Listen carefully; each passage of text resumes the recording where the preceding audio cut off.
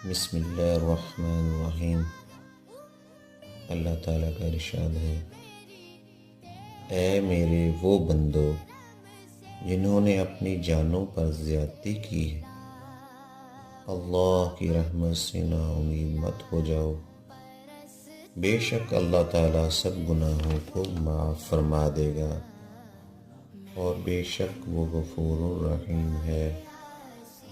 اور متوجہ ہو جاؤ اپنے رب کی طرف اور جھک جاؤ اس کی بارگاہ میں، اس سے پہلے کہ تمہارے پاس عذاب آ جائے، پھر تمہاری مدد نہ کی جائے۔